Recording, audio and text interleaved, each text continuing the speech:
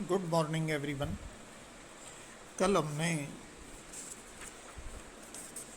Imaginary application of imaginary में land cover and land use और agriculture का जिक्र किया था। उसी कंटिन्यूटी में आज हम फॉरेस्ट्री और हाइड्रोलॉजी के क्षेत्र में रिमोट सेंसिंग इमेजनरी के उपयोग की चर्चा करेंगे। डियर स्टूडेंट, फॉरेस्ट्री में ये बहुत ही महत्वपूर्ण प्राकृतिक सोर्स है जिससे हमें भोजन भी मिलता है, आश्रय भी मिलता है, वन्य जीवों को भी सुरक्षा मिलती है, ईंधन मिलता है, लकड़ी मिलती है, औषधियाँ, कागज, माचिस और लाख के लिए कच्चा माल मिलता है। इसके अतिरिक्त इकोलॉजी में बैलेंसिंग के लिए फॉरेस्ट बहुत मदद करते हैं। कार्बन डाइऑक्साइड को कंट्रोल करने में फॉरेस्ट की बड़ी अहम भूमिका होती है। आप देख रहे हो चारों तरफ पूरी दुनिया में ही वनों के क्षेत्र में कमी होती जा रही है। वनों के प्रबंधन की जो समस्या है उसके लिए कुछ प्राकृतिक कारण भी हैं, जैसे फॉरेस्ट फायर है, आग लग जाती है जंगलों में, कीड़ों का आक्रमण हो जाता है। ह्यूमन एक्टिविटीज़ भी इसके लिए जिम्मेदार हैं, जैसे वनों को काटना, जलाना और वन क्षेत्रों को अन्य कार्यों के लिए प्रयोग करना। उससे फॉरेस्ट कवर में बहुत ज़्यादा कमी आ गई है। वनों के पोषणीय प्रबंधन में सस्टेनेबल जो मैनेजमेंट है उसके लिए ज़रूरी है कि वनों की टाइप्स, उनका विस्तार, बायोमास, आग, रोगों से वन विनाश और मनुष्य द्वारा जो एनक्रोचमेंट होता है, इन सब पॉइंट्स की हमें पक्की जानकारी हो, भरोसेमंद जानकारी हो और उचित प्रबंध के संदर्भ में हम निर्णय ले सकेंगे। पेड़ों को जलाने से पर्यावरण का डिग्रेडेशन होता है। इससे कार्बन डाइऑक्साइड में बढ़ोतरी होती है और ग्रीन हाउस गैसेज ज़्यादा कामयाब हो जाती हैं, ज़्यादा इफेक्टिव हो जाती हैं। इन विभिन्न पहलुओं के लिए दूर संवेदन का सारी दुनिया में काफ़ी प्रयोग होने लगा है। सस्टेनेबल डेवलपमेंट, बायोडाइवर्सिटी, भू स्वामित्व, आजकल ज़मीन के स्वामित्व में भी रिमोट सेंसिंग मदद करता है, डॉक्यूमेंटेशन वगैरह में। वनों की जो कमी हो रही है उसका मूल्यांकन करना, रिफॉरेस्ट्रेशन, दोबारा से वनों को लगाना, उनका प्रबंधन करना, व्यावसायिक रूप से लकड़ी काटने की मॉनिटरिंग करना, तटीय भागों और वाटर डिवाइड का संरक्षण करना, वन्य जीवों का संरक्षण करना तथा पर्यावरण संबंधी विभिन्न समस्याओं को निपटाने में रिमोट सेंसिंग का बहुत ज़्यादा इस्तेमाल होने लगा है। पहले एयर फोटोग्राफी की काफ़ी मदद ली जाती थी, जिस एयर फोटोग्राफ में हम टोन है, टेक्सचर है, शेप है और पैटर्न आदि से आंकड़े और सूचनाएं प्राप्त करते थे। परंतु उपग्रहों से दूर संवेदन के संदर्भ में दृश्य और अंकीय दोनों ही विधियों का हम यूज कर सकते हैं। वानिकी के निम्नलिखित मुख्य क्षेत्रों में रिमोट सेंसिंग का इस्तेमाल किया जाता है। सबसे पहला बिंदु है mapping and statistics generation of forest cover.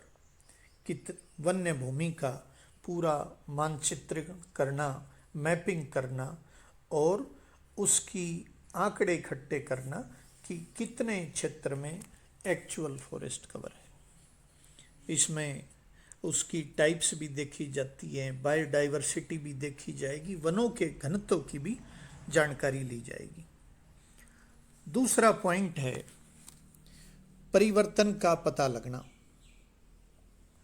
परिवर्तन का पता लगना, चेंज डिटेक्शन, कितना चेंज हो रहा है, समय के हिसाब से कितना चेंज हो रहा है। इसमें चेंज किस तरह से, जैसे अतिक्रमण हो गया, शिफ्टिंग कल्टीवेशन है, फायर डैमेज है और एफोरेस्ट्रेशन है, वन का रोपण है। बहुत से भागों में एनक्रोचमेंट की बहुत ज़्यादा परेशानी है। आपको पता ही है, शिफ्टिंग कल्टीवेशन से भी फॉरेस्ट कवर को नुकसान होता है, फायर से भी डैमेज होता है और बहुत से इलाकों में सरकार एफोरेस्ट्रेशन, वन रोपण का कार्य नए सिरे से करती है। तीसरा महत्वपूर्ण बिंदु है संसाधन प्रबंधन के लिए मॉडल को तैयार करना। रिसोर्स मैनेजमेंट के लिए मॉडलिंग करना। इसमें लकड़ी का घनत्व देखेंगे, फायर रिस्क जोन को अलग से बनाएंगे और हैबिटेट की सूटेबिलिटी देखी जाएगी और इससे संबंधित कार्य भी करेंगे। किस तरह से मॉडल तैयार करने में हम जीआईएस की सहायता लेंगे। इसमें पॉइंट है रिमोट सेंसिंग एंड डिफोरेस्टेशन। दूर संवेदन की कई विधियों से डिफोरेस्टेशन और वनों की कमी की समस्या का विश्लेषण किया जाता है। इसमें मल्टी टेम्परल आंकड़ों से समय के हिसाब से परिवर्तन की जानकारी प्राप्त की जाएगी। इस विधि के अंतर्गत पिछले कुछ वर्षों की इमेज की तुलना आज की जो फोटो है, जो इमेज है, उससे की जाएगी। आपको पता ही है कि जो रिमोट सेंसिंग से जो जानकारी मिलेगी वो तो बिल्कुल परफेक्ट मिलेगी। स्क्रीन पर आप देख सकते हो 1880 का फॉरेस्ट कवर है, 1930 का दिखा रखा है, 1975 का है, फिर 85 का, फिर 95 का, फिर 2005 का और 2013 का। तो ऐसे समय के हिसाब से हम कंपैरिजन कर सकते हैं। हाई रेजोल्यूशन जो डेटा है उससे जो फॉरेस्ट कवर में कमी आई उसकी सूचना हमें मिल जाती है और रडार से उन इलाकों की विजिबिलिटी भी हमें पता चल जाती है जो आमतौर से वैसे बादलों के बीच में छिपे हुए हैं। सभी दूर संवेदक उन दूर स्थित और अगम्य स्थानों के बारे में भी सूचनाएं हमें देंगे जहां कई वर्षों से अवैध खनन से विनाश किया जा रहा था। ऐसे इलाकों में ग्राउंड लेवल पर जानकारी प्राप्त करना काफ़ी मुश्किल कार्य है। वृक्षों की जातियों की पहचान और उनके प्रकार, स्पीसीज आइडेंटिफिकेशन और टाइपिंग। इसमें हमें ये भी देखना पड़ेगा संरक्षण में कि किस तरह की वृक्षों की जातियां हैं, कितनी जातियां हैं और उनका वर्गीकरण कैसे किया जाए। इसमें विभिन्न स्केल से, विभिन्न रेजोल्यूशन से लोकल लेवल पर और रीजनल लेवल पर डेटा को इकट्ठा किया जाएगा। वृक्ष की जातियों की पहचान मल्टी स्पेक्ट्रल, हाई रेजोल्यूशन और एयर फोटोग्राफ से जो डेटा आएंगे उनके विश्लेषण से प्राप्त की जाएगी। अधिक गहन विश्लेषण के लिए जीआईएस के साथ इनको समावेश किया जा सकता है। नेक्स्ट अपना पॉइंट है contribution of remote sensing in India for forestry. Bharat में वन विज्ञान के क्षेत्र में दूर संवेदन का योगदान।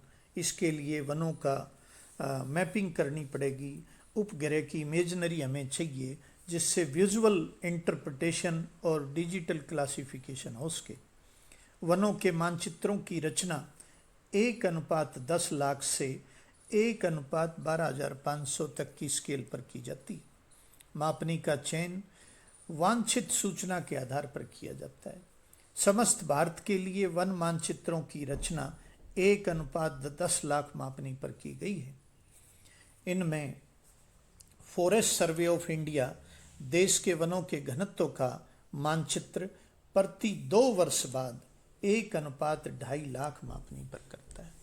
इसका लाभ ये होता है कि 2 वर्षों में हमें लेटेस्ट डेटा प्राप्त हो जाता है, लेटेस्ट जानकारी प्राप्त हो जाती है कि वन क्षेत्रों में कितनी कमी हुई या कितनी बढ़ोतरी हुई, किस क्षेत्र में ज़्यादा नुकसान हो रहा है, तो उस क्षेत्र पर ज़्यादा ध्यान दिया जा सकता है।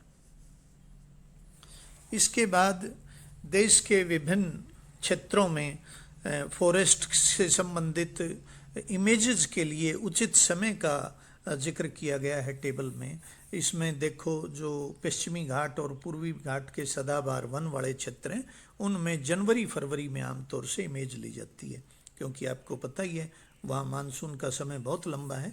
जनवरी फरवरी में ऐसा होगा कि आसमान साफ रहेगा और इमेजनरी ठीक आएगी। ऐसे ही जो डेजर्ट के इलाके हैं वहाँ अक्टूबर से दिसंबर, ये वर्षा का मौसम नहीं होता, वहाँ आसमान में साफ होता है, बादल नहीं होते। और ऐसे ही उत्तरी और मध्य भारत में दिसंबर से जनवरी तक के मौसम की समय हम उपग्रह से जो चित्र हैं वो ज़्यादा साफ सुथरे प्राप्त कर सकते हैं। नेक्स्ट पॉइंट है आज के अध्ययन का हाइड्रोलॉजी या जल विज्ञान। आपको पता ही है कि विद्यमान जो जल है धरती पर उसकी बहुत आवश्यकता है हमें। ये भूतल पर प्रवाहित है, जमीन के नीचे वो भूजल के रूप में है, बर्फ के रूप में वो जमा हुआ है। वन संपदा, कृषि, भूमि आवरण, सभी कुछ तो इसी पर निर्भर है। इसके विभिन्न तत्वों की जानकारी के लिए दूर संवेदन का बहुत ज़्यादा यूज होता है। दूर संवेदन समय समय पर जल की स्थिति के संदर्भ में सूचनाएं उपलब्ध कराता है। ये ट्रेडिशनल मेथड से संभव नहीं है, हमारी पुरानी जो विधियां हैं उससे ये संभव नहीं है, लेकिन सैटेलाइट द्वारा ये काम हम आसानी से कर सकते हैं। रडार इसमें बहुत कामयाब है, क्योंकि बादलों और मौसम संबंधी किसी भी खराब परिस्थिति में भी ये दूर संवेदन कर सकता है। जल विज्ञान के लिए निम्न मुख्य अनुप्रयोग हैं। पहला है वेटलैंड मैपिंग एंड मॉनिटरिंग। जो भी वेटलैंड इलाके हैं, नम क्षेत्र हैं, उनकी मैपिंग करना और उनकी मॉनिटरिंग करना। डियर स्टूडेंट्स, अगला पॉइंट है सॉइल मॉइस्चर एस्टिमेशन।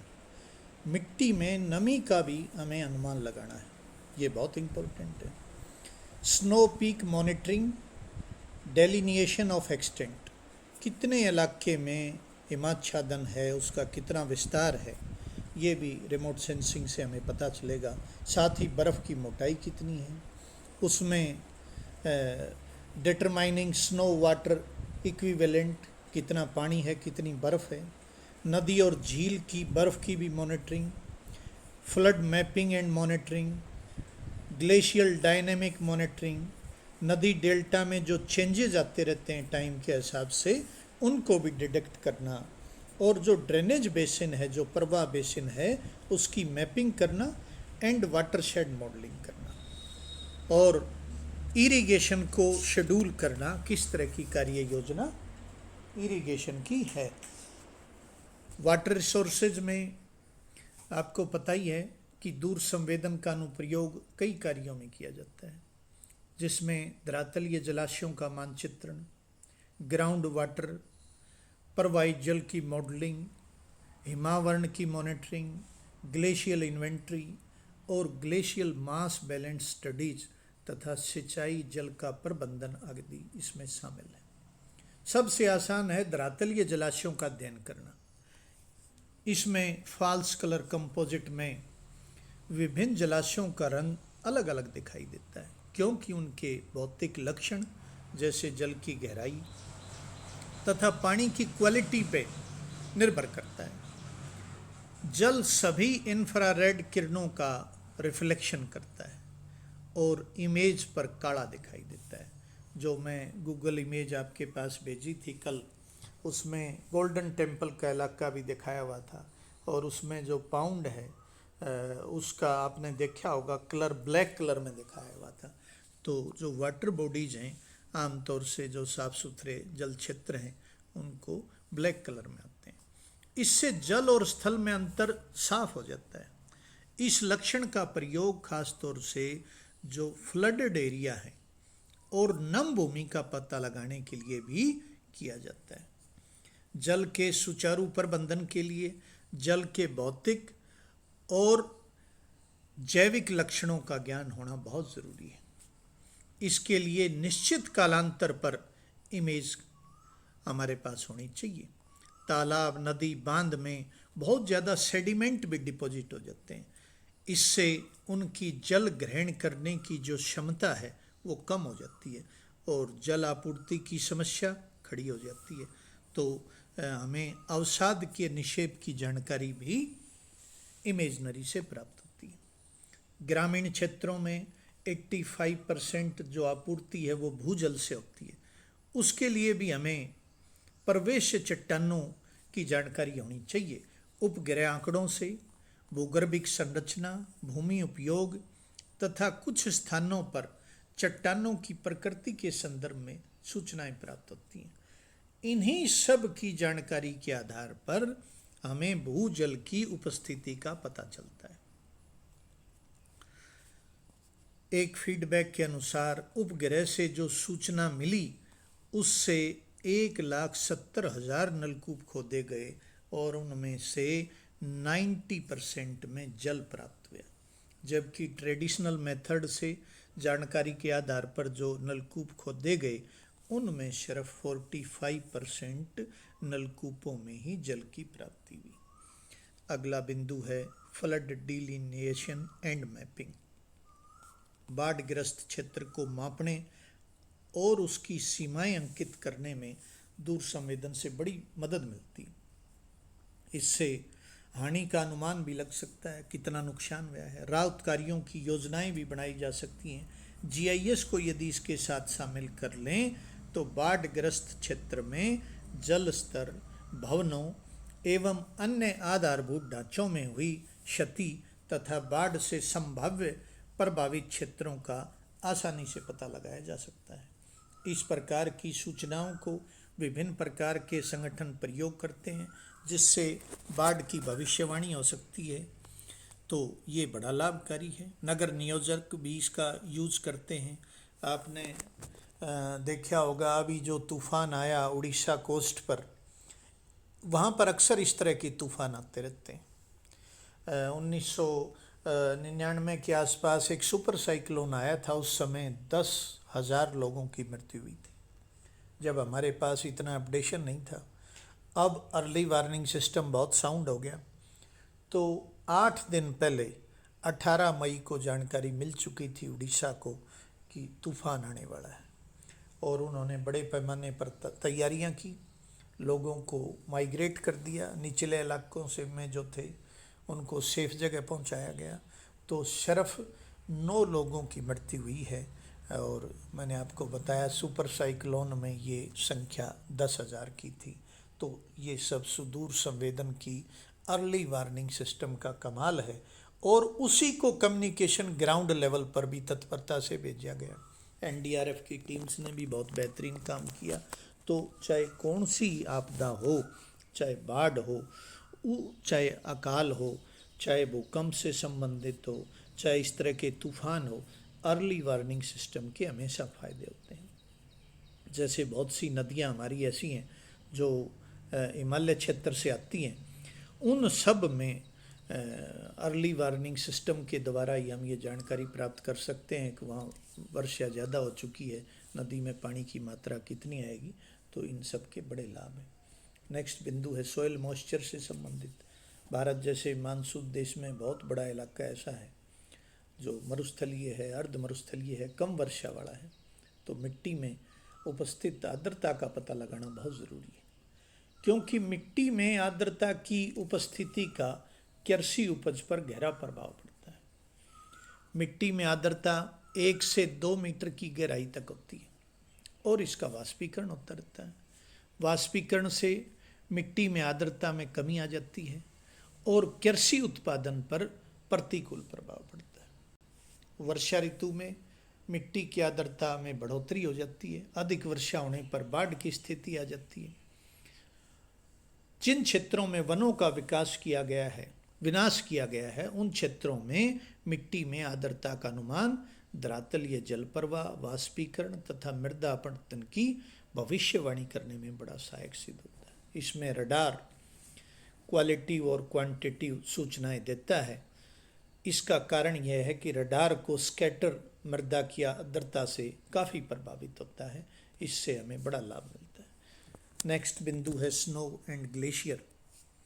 दुनिया का कुल 2.01% भाग हिम के रूप में जमा हुआ है, जिससे नदियों, झीलों, जबकि नदियों, झीलों और बाकी जगह 0.02% ही जल का भाग है। तो कहने का अर्थ ये है कि काफ़ी बड़ा भाग हिम के रूप में है। और हिमालय क्षेत्र में हिम नदियाँ किस स्टेज में हैं और ग्लोबल वार्मिंग का उनके ऊपर क्या असर हो रहा है, तो इन सब के क्षेत्रीय विस्तार को देखने और समय के साथ जो परिवर्तन आ रहे हैं उन सब को समझने के लिए ये ज़रूरी है कि कालिक परिवर्तन के हिसाब से हमारे पास इमेजनरी अवेलेबल हो, ताकि उनको कंपेयर किया जा सके। तो ये काफ़ी अगम्य इलाके हैं, दुर्गम इलाके हैं। आमतौर से तो परंपरागत सर्वेक्षण से काम नहीं चलेगा, तो सुदूर संवेदन की ही हमें मदद लेनी पड़ेगी। पहाड़ों में बादल काफ़ी होते हैं, तो हमें रडार वगैरह से मदद लेनी पड़ेगी ताकि बादलों का असर कम हो। बर्फ़ और बादलों में रिफ्लेक्टेंस के लक्षण एक जैसे होते हैं, बर्फ़ में और बादलों में। जो मैंने एक इंडिया का मैप स्क्रीन पर डाला है, जिसमें राजस्थान वाले क्षेत्र में और कुछ साउथ के इलाकों में वाइट कलर की सफ़ेदी दिखाई दे रही है। तो राजस्थान वाला तो थोड़ा डेजर्ट रीजन है, वो तो सोयल कल्चर है, लेकिन साउथ इंडिया में जो सफ़ेदी दिखाई दे रही है वो बादलों की मेहरबानी से है, क्योंकि बर्फ़ और बादलों का रिफ्लेक्टेंस एक जैसा है, तो उससे काफ़ी कंफ्यूजिंग हो जाता है। ग्लोबल वार्मिंग से हिम नदियाँ तेज़ी से पिघल रही हैं और उनका भी अध्ययन बहुत ज़रूरी है। इसमें आप स्क्रीन पर देख रहे हो very high resolution satellite data है वर्ल्ड व्यू का। इसमें एक तरफ फॉरेस्ट एंड प्लांटेशन दिखा रखी है। फॉरेस्टेड एरिया तो ऐसे रूटीन में कभी कहीं कोई पेड़ है बेतरतीबी से लगे हुए हैं, और जो प्लांटेड एरिया है वो बिल्कुल साफ़ सुथरा है, दूर तक लगा रखे हैं, वो अलग दिखाई दे रहा है। राइट साइड में टेरेस कल्टीवेशन का इमेजनरी है। देखो ढाल के अनुसार किस तरह से साफ़ सुथरी इमेजनरी दिखाई दे रही है। नीचे जहाँ भी उनको समतल भाग मिला निचली कंटूर्स पर, और फिर ऊपरी भाग पर वहीं उन्होंने खेती बाड़ी कर रखी है। एक फ्लड का मैपिंग है ये आंध्र प्रदेश का। इसमें देखो एक इमेज है वो जून की है, जनवरी की है, 20 जनवरी की, और उसके बाद अगस्त की है। आपको पता ही है जनवरी में तो इस रीजन में वर्षा नहीं होती, और जुलाई अगस्त में वर्षा होती है। तो नदी के प्रवाह में बहुत ज़्यादा अंतर दिखाई दे रहा है साफ। जनवरी में बिल्कुल नॉर्मल साफ हुआ है, और अगस्त में जाके बाढ़ वाला क्षेत्र हो गया, वो इलाके दिखा रखे हैं। तो रिमोट सेंसिंग से जो हमें जानकारियाँ मिलती हैं वो बड़ी विश्वसनीय है, लेटेस्ट अपडेटेड मिल जाते हैं, तो सभी क्षेत्रों में हम उसका लाभ उठा सकते हैं। पिछली जो मैं यूट्यूब पर और डाली थी, और मैं सभी बच्चों से रिक्वेस्ट करता हूँ कि बाकी बच्चे भी उसको देखें। अब बड़ा मुश्किल समय है, बहुत से स्टूडेंट ने उसको लाइक भी कर रखा है। इससे थोड़ा मेरा और भी बूस्टअप होता है, मैं और भी इधर उधर से जानकारियाँ इकट्ठी करके, मेरी ये इच्छा होती है कि अपने स्टूडेंट को अधिकतम उनको घर बैठे भी सारी जानकारियाँ मिलें। अभी हरियाणा सरकार ने एक एलएमएस सिस्टम भी चालू किया है, वो पोर्टल है एक एलएमएस। धीरे धीरे हम जो अपनी ये जो वीडियोज़ हैं वो एलएमएस पर डालेंगे, और भी जानकारियाँ उसमें डालेंगे, तो उससे भी आपको अटैच हो जाना चाहिए। और जब आप लोग लाइक करते हो और जब 2 लाइनें लिखते हो सपोर्ट में, तो उससे मेरी भी बड़ी हौसला अफजाई हो जाती है। आप लोग तो यंग हो, एनर्जेटिक हो, तो आपको नई टेक्नोलॉजी से परहेज़ नहीं करना चाहिए, उसका लाभ उठाना चाहिए, उसका यूज़ सीखना चाहिए। Thank you.